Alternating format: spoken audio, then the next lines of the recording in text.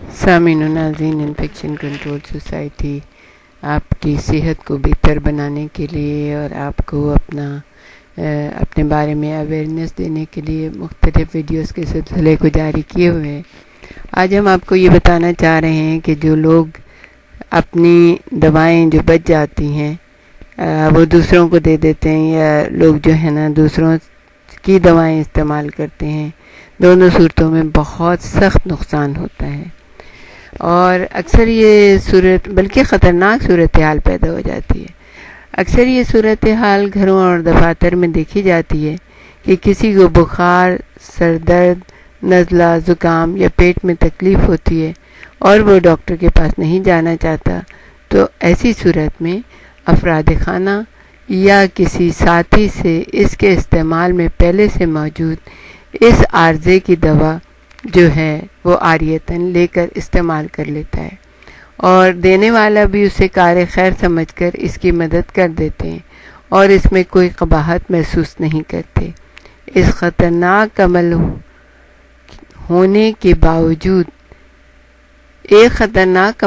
کے باوجود ایک دوسرے سے دوائیں شیئر کرنا بہت عام ہے،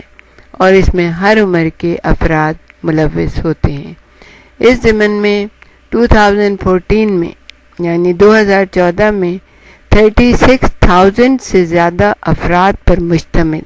یعنی 36,000 سے زیادہ افراد پر مشتمل 19 جائزوں کا تفصیلی تجزیہ کیا گیا،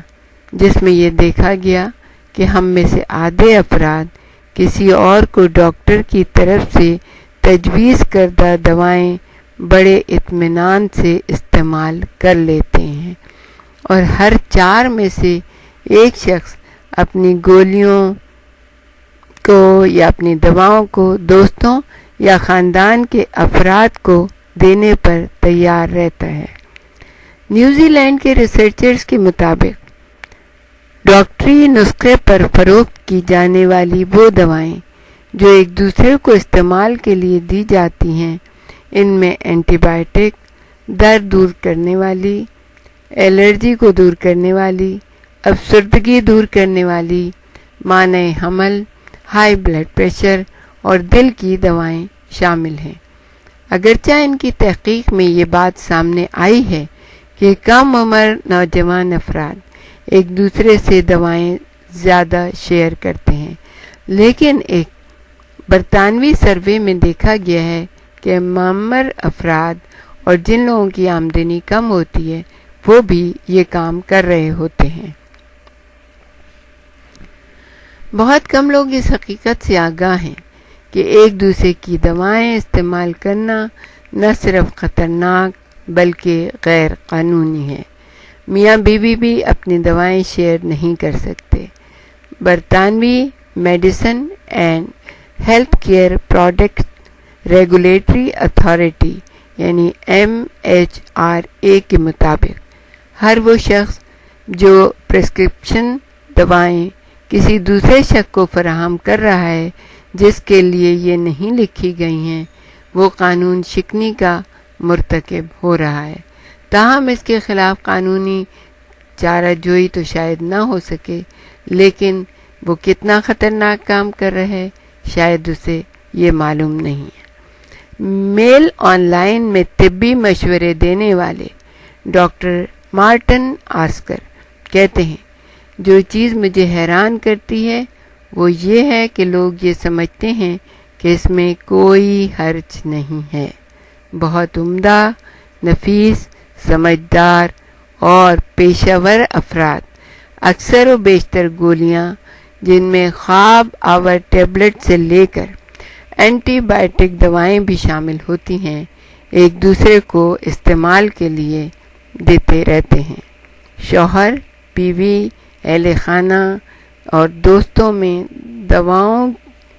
کی شیئرنگ کسی روک ٹوک کے بغیر جاری رہتی ہے، تاہم صرف اس بنا پر کہ ایک گولی کسی کے لیے کارگر ثابت ہوئی تھی، ضروری نہیں ہے کہ دوسروں کو بھی اس سے فائدہ ہو۔ کسی دوسرے کی دوا استعمال کرنے سے سخت نقصان بھی ہو سکتا ہے، اس طرح نہ صرف سائیڈ ایفیکٹس کا خطرہ زیادہ ہوتا ہے بلکہ مشترکہ گولیوں کو دوسری دواؤں اور ان دواؤں کے ساتھ جو آپ نے ڈاکٹری نسخے کے بغیر فارمیسی سے براہ راست خریدی ہیں ایک ساتھ استعمال کرنے سے بھی رد عمل ہو سکتا ہے۔ یہ بھی ممکن ہے کہ دوسروں کے استعمال میں رہنے والی وہ دوا جو آپ نے ان سے وصول کی ہے وہ آپ کے جسم کے لیے نامناسب ہو، خاص طور پر اس صورت میں کہ آپ پہلے سے بیمار ہوں یا حاملہ ہوں یا بچے کو دودھ پلا رہی ہوں۔ مثال کے طور پر بعض مانع حمل دوائیں ان خواتین کے لیے بہت خطرناک ثابت ہو سکتی ہیں جن کے خون میں بہت آسانی سے پھٹکی بن جاتی ہے۔ اس طرح ہائی بلڈ پریشر کے علاج میں استعمال ہونے والی دوائیں دمہ میں مبتلا افراد کو سانس پھولنے کی تکلیف میں مبتلا کر سکتی ہیں۔ جو لوگ پہلے سے کوئی افسردگی دور کرنے والی اینٹی ڈپریسن دوا لے رہے ہیں اگر اسے اچانک تبدیل کر کے کوئی دوسری اینٹی ڈپریسن دوا لی جائے تو اس سے جسمانی اور نفسیاتی سائیڈ ایفیکٹ کا سامنا ہو سکتا ہے۔ بہت کیئرفل رہیے، کبھی کسی کے دوسرے کے استعمال کی دوا آپ خود نہ استعمال کیجیے، ایسا نہ ہو کہ آپ کسی بہت بڑی پریشانی میں مبتلا ہو جائیں۔ ہمارے ساتھ ہی رہیے گا، ہم آپ کو اور بھی بہت کچھ بتائیں گے۔